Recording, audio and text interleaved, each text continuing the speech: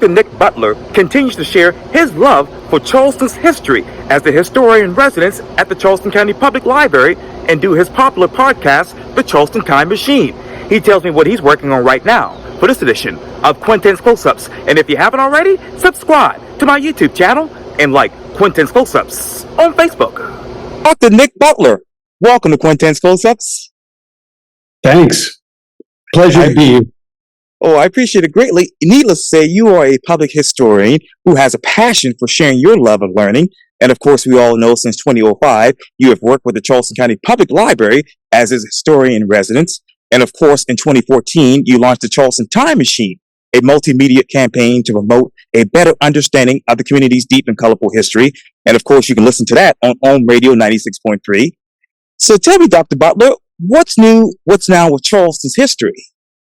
What's down with Charleston? Well, there's so much stuff to discover. And one of the great things about Charleston history is the city, as you know, is it's a learning laboratory. It's one thing to read about stories in a history book, but to walk the streets, it's a living laboratory of history. So there's always new stuff to discover. And that's what's fun about the programs that I do at the public library. I'm always trying to bring new stories to light. Yes, sir. What new stories have you brought to light with your laboratory? Well, I set out with the Charleston Time Machine podcast, which I started in January of 2017,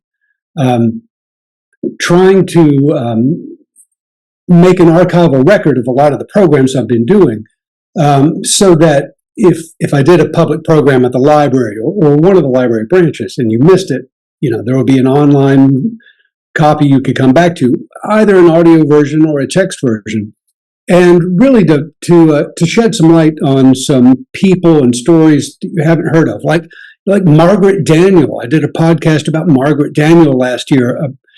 She was a pastry cook who owned property and hosted parties and hosted a school for free people of color more than 200 years ago, and she doesn't appear in the history books. And right now I'm working on a program, for example, about what I'm calling the gunpowder plot of 1731, which isn't in any of the history books, but there's a paper trail for these things. And I got my start doing Charleston history at the South Carolina Historical Society, working as an archivist there, and really learned that in the archival materials, whether it's in Charleston at places like the Public Library or the South Carolina Historical Society or the Avery Research Center, there in the documents themselves, there are lots of stories that you and I would find really interesting. And so would the visitors to Charleston, and trying to, so the Time Machine is really an outlet to try to bring those to greater renown. I want to get to that in just a second, Dr. Butler. But when it comes to history in Charleston, what are more people apt to learning about history from? Is it audio or is it text? Well, that's a good question. And I'm always asking people when I meet people who say, "Oh, I like the Time Machine." And first thing I say is, "Well, do you listen to it or are you reading it?" And, a couple of years ago, it seemed to me, just, anecdotal conversations with people, it seemed to me that about 50% of the people I talked to said they only listened to it, and about 50% of the people said they only read it. And because I'm doing both versions online, it's important to me, because I'm putting a lot of work into this stuff. Yes, you are. But for me personally, I think it's important to have that written record down there. Because people like you and me and people in Albuquerque or, Sonoma, they might go to the Google machine and type in a few keywords. And if there's only an audio version of the podcast, they may not or probably won't find that material. So the text, the text version is important to me to make things, the buzzword is discoverable. Right. To make this information discoverable for people who are in the tour guide industry and people who are students of Charleston history or public school students in Charleston itself, to be able to find this information. And I think today probably more people are listening to it. But it's important for me in my process to write it. And this might surprise some people. I write a script and, I work hard on kind of reducing the story as much as I can. So that the audio version isn't me pausing and saying, right. so forth. Yeah. I mean, that eats up time and people have, limited patience. So Sure. I work hard on creating a script and then speaking that script into a microphone and then editing it down so that, it's just a concise story and get the best version of my voice that I can. So I spend a fair amount of time doing the production stuff too. So it's enjoyable to listen to. And if you want to explore the topic more, I'm a nerd and I put the footnotes online. I put some illustrations online. Sure. That's really amazing. Dr. Butler, you mentioned that undiscoverable history just a few minutes ago with the pastry chef and obviously her owning property and other, acquisitions, for lack of a better word. So what anecdotal conversations are you having right now about those undiscoverable history moments here in Charleston?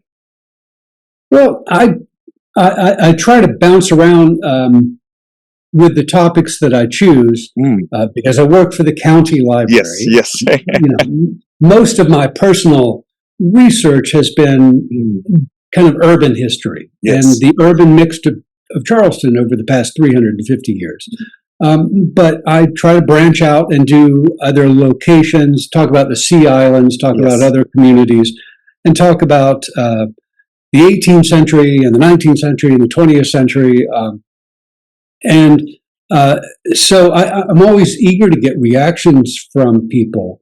And I find that the things that people ask me questions about more often relate to 19th century history. But the things that I'm most passionate about personally are 18th century and especially colonial era stuff, going back even to the 17th century. And that's one of the fun things about Charleston is we have a history that goes back so far. So it's interesting to me to talk to people and I ask them, what did you think about that topic, that 18th century or that colonial era topic? And I hear a lot of surprise from people because there's a lot of colonial era history that we still don't know about, or the general public still doesn't know about. So I enjoy kind of drawing attention back farther in our history when Charleston was kind of an immature place as a community and really growing. And so there's so many stories about early history that are not familiar to people. So I hear a lot of surprise from people that I would describe as lifelong Charlestonians who, are knowledgeable, intelligent people. And I bring up some 18th century or colonial era topic and they say, wow, I've never heard that story.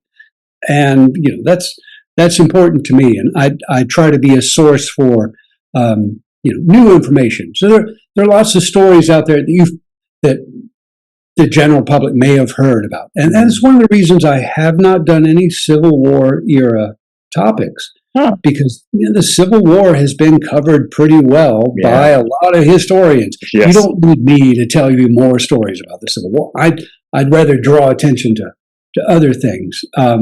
So I hear a lot of surprise, to answer your question, at some of the things I'm finding that, these are stories where the evidence has been there, it's in the archives, but not everybody has the patience to dig into the archives and to find those nuggets and to tease out the stories and say, what does this really mean and who were these people? Yes, absolutely. As you know, and everybody else knows here in the Low Country, this region is obviously changing and there's so much growth around us. How does Charleston's history keep up with that growth? Oh, that's a good question. There are things that maybe you and I would take for granted about Charleston history. Things that we might assume as South Carolinians that, of course, everybody knows these things, or everybody knows the context of these stories. But Charleston is changing. And for example, up until the 1930s, there was a black majority in the Charleston area. Mm. And every census decade, the black population of Charleston, or the non-white population, is diminishing as people are moving here, and people in general are more mobile and more transient around the country. Right. So I feel like in doing Charleston history, in talking about Charleston history with visitors or newcomers, we really have to do a little bit more explaining, or really have to kind of think more about talking about the context. You can't take anything for granted. For example, just talking about plantations. You and I would say, oh, yeah, of course everybody knows what a plantation was back in the day, but you can't take that granted anymore. So it's important to talk about the context. And that's one of the things I try to do in every program that I do, whether it's an in-person program or a podcast, an audio podcast or text podcast, to explain the context. So for those people who may be very new to the Low Country area, that I can give them just enough contextual information to understand how that our history in the Low Country compares to other places in the country and in other places in the world. Obviously, you're speaking of world, you're traveling thousands of miles away. So what particular country actually matches Charleston's history? What particular country? Well, to come up with a really good analogy, it might take me a few minutes to think about that. But an easier answer to saying, and this is not disingenuous, I mean this sincerely, sure. Charleston really does have a unique history. And that's one of the things that draws millions of people every year to Charleston and makes doing Charleston history so interesting. So Charleston's not as old as Boston, for example. Charleston's not as old as New York or London or Paris. But the mix of history in Charleston is very unique. It is very different from Savannah. It's very different from St. Augustine. Yes. It's very different from New Orleans. And of course, for example, New Orleans history is very interesting. Yes. And so is ours, but they're very different. They do have some similarities, and highlighting those differences and highlighting the uniqueness of Charleston is one of the pleasures of doing what we do and talking to people about Charleston history. What is the biggest difference about Charleston's history from its inception to right now? From its conception to right now? You mean, how is Charleston today so different from its inception? Yes, sir. So, one of the things that I have learned in the course of doing this is another thing that I took for granted years ago. I first got interested in South Carolina history because, of course, I grew up outside of Charleston in Greenville County. Yes.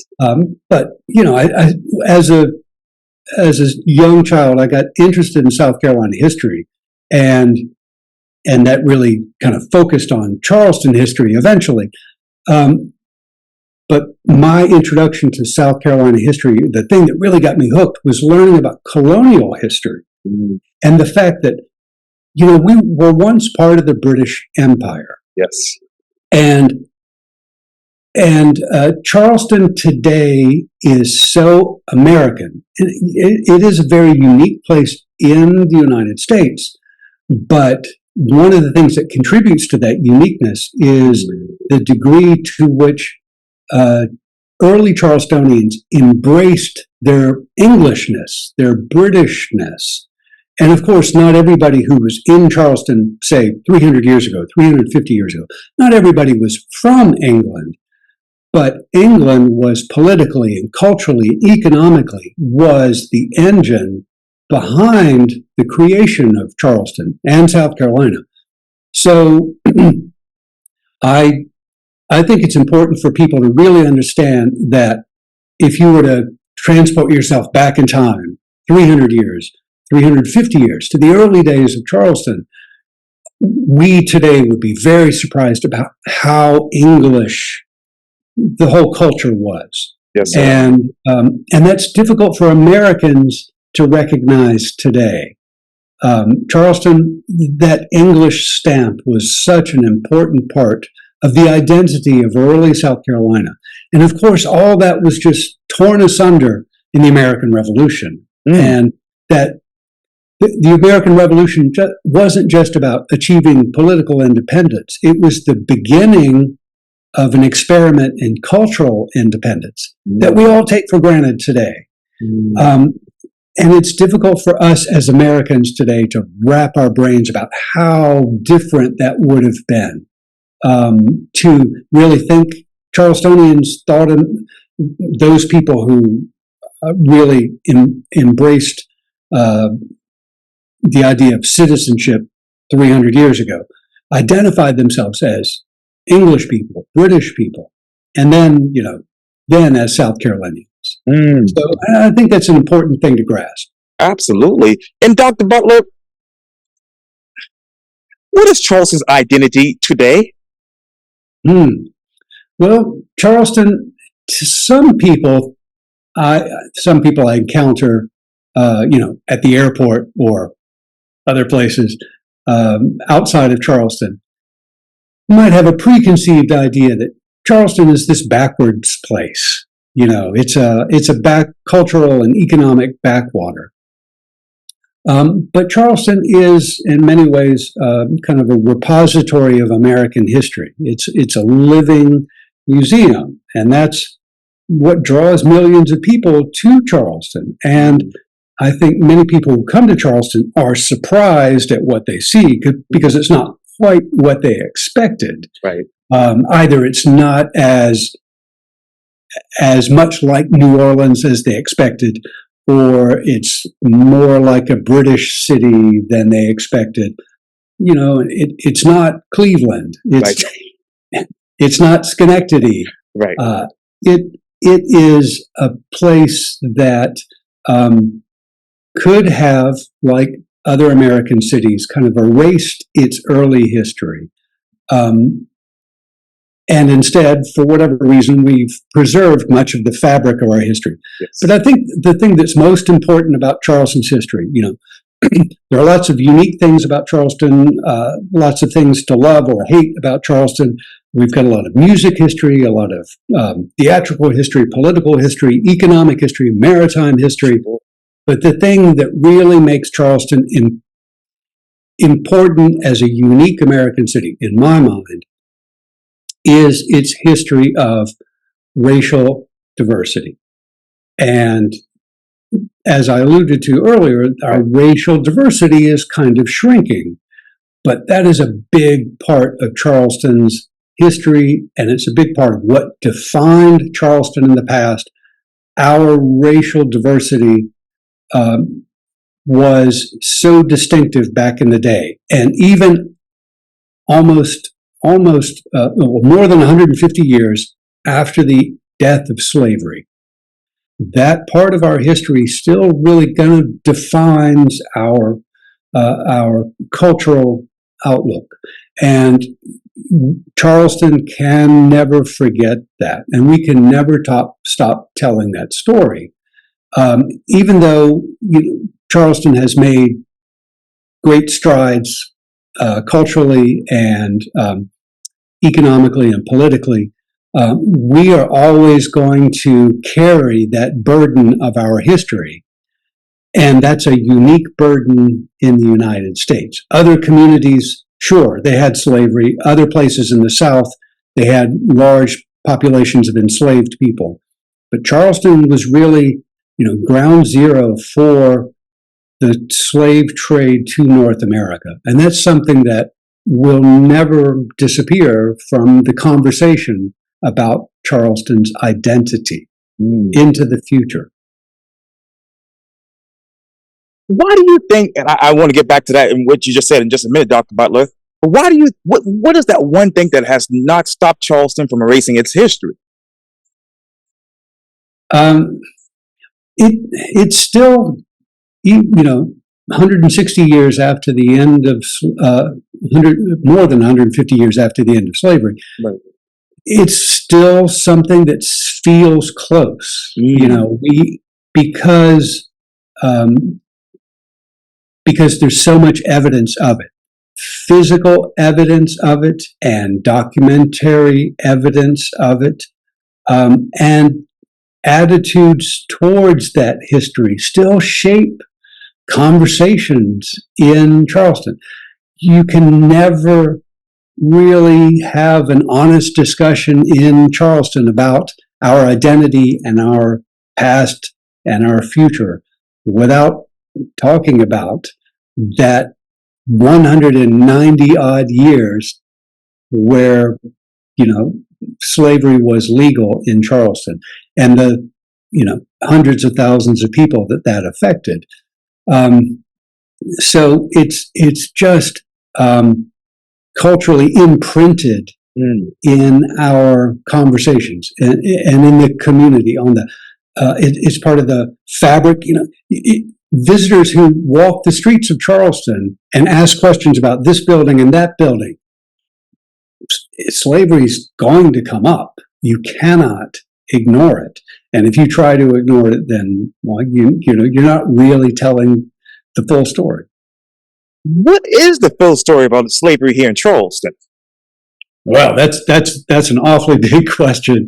But it's absolutely a major part of the early economy of Charleston, and it's part of the culture. You can't talk about buildings in Charleston without talking about enslaved laborers and tradespeople who are doing the labor. And you can't talk about, the market and foodways and, culinary history without acknowledging the contribution of unfree labor. And, I did a podcast recently about the first theatrical productions that we know of in Charleston in the 1730s. And, we don't know who the actors were, but we know what pieces they were doing.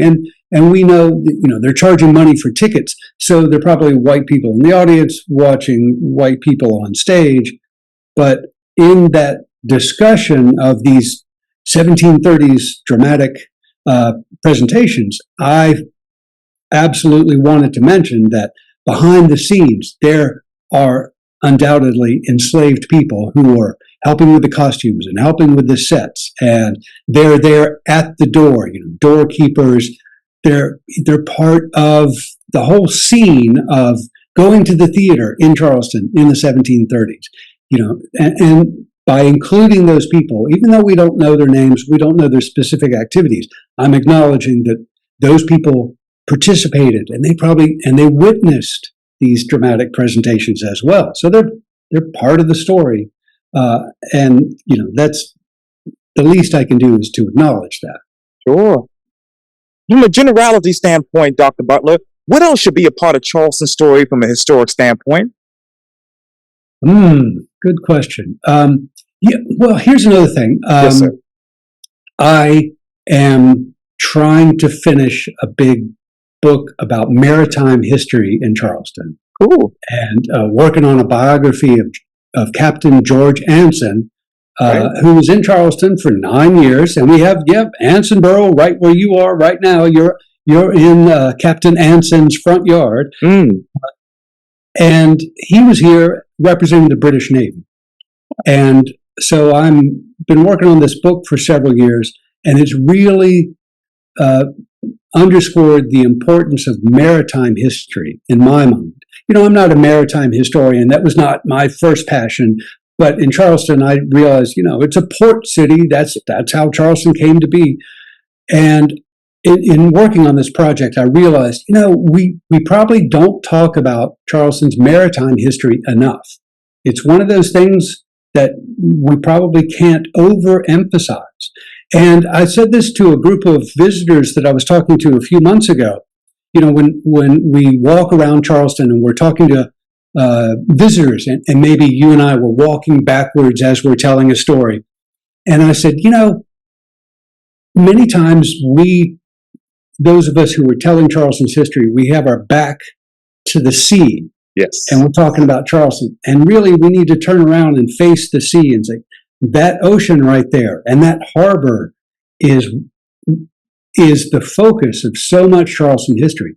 And before the 20th century and into the 20th century a bit, the people in Charleston, no matter what their occupation, no matter what their income, people had their eyes on the water. People are using the water.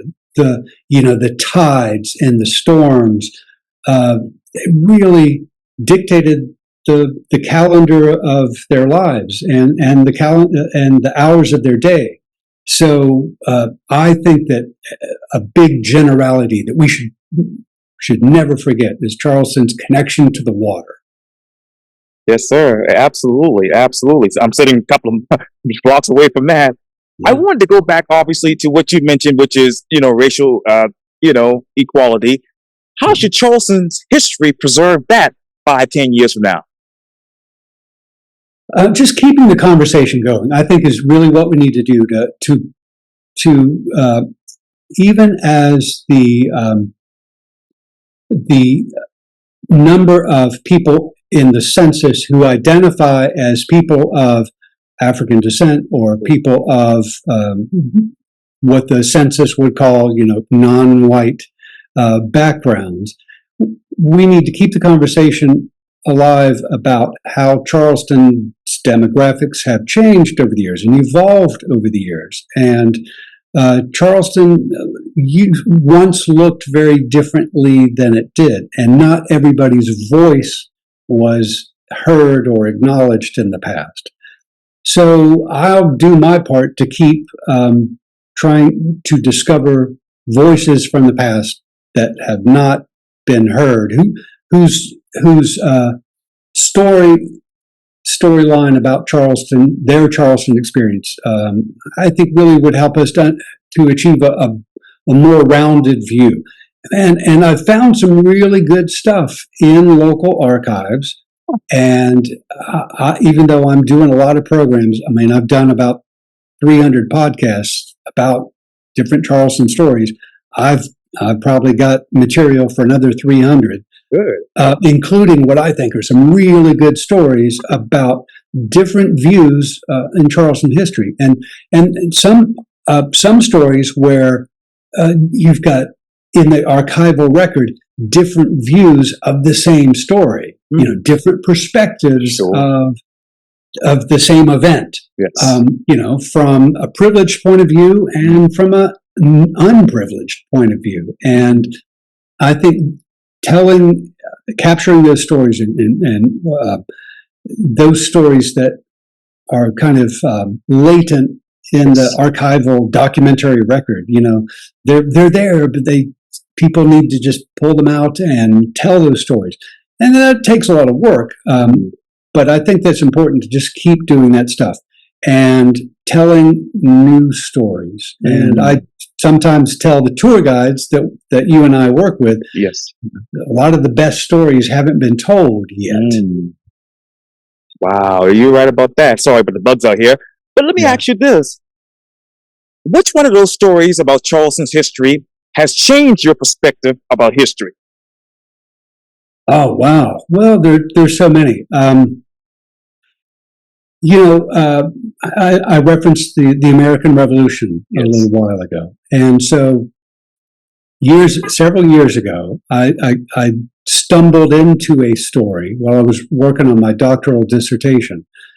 And my doctoral dissertation, which I turned into a book for USC Press, is about concert music in 18th century Charleston and a little bit of the 19th century.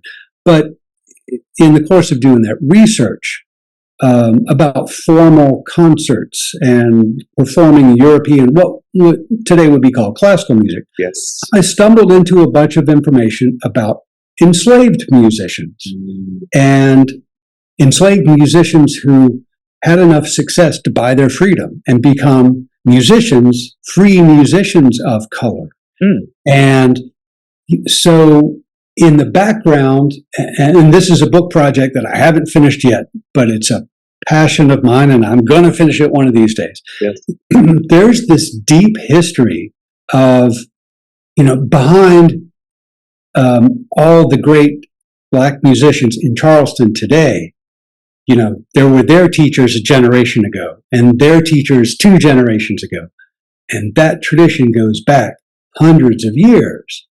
And it is possible to kind of do a genealogy of Black musicians in Charleston going back to colonial times and to reconstruct what they contributed to what you and I would call, Charleston's musical heritage. Yeah. And that hasn't been done yet. And I'm really excited about that because it changed the way I thought about music history and Charleston's music history. Yes, sir. It's not just anonymous people like, oh, there was some enslaved guy who played some music 200 years ago. Oh, gee, I wish we knew more about that. It is possible, if you work really hard, yes, to tell their stories. Who were these people? Who were their friends? Who were their family? Where did they learn to play these instruments? Right. What kind of performance opportunities did they have? And to really kind of reconstruct their lives and to talk about how that informs the music that we celebrate in Charleston today. And, that to me is really cool stuff. And it totally changed the way I looked at not only Charleston history, but the way that I thought about doing Charleston history. And, and to think, it is possible to kind of reconstruct things that maybe people thought were just lost forever. And that's really what I'm trying to do in the Time Machine podcast, is to pick a topic, and sometimes I bite off more than I can chew, but trying to pick a topic that, like, I want to reconstruct this little segment, this episode, as best I can to help listeners, help audience members, whether they're here in the Low Country or somewhere else, help them go back in time to reimagine what it's like to be in Charleston at that moment. Where else do you want to go back in time when it comes to Charleston history? I know I want to go from the late 80s to early 90s. What about you? Yeah. I really enjoy learning new details, and I get really excited when I find new details about the earliest days of Charleston. When this was it was a forested landscape, and there were some Native Americans that kind of got pushed out of the way by many of the early settlers. But the earliest days of shaping the landscape, where you and I are walking all the time, the street behind you, that street's been there in the same place for quite a long time. Yes. But at one point, that was a brand new street. And how did that get created? And why did it get created the way that it was? So I really enjoy going back to the earliest days of Charleston and see the genesis of so many things, like the streetscape, the intersections that we just take for granted. Sure. And that's fun for me because it was something that it was a process of creation. It was a creative moment in our history. Somebody decided there's going to be a street right here. Okay, sure. And that was new to them, and it was a brand new landscape, and that's exciting to me. Oh, absolutely. They're still creating streets to this day as we talk right now. Yeah. Well, historian Dr. Nic Butler, thank you so much for your time. And again, welcome to Quintin's Close-Ups. Thank you so much. It's my pleasure to be with you, Quintin. Oh, I appreciate it greatly. Thank you.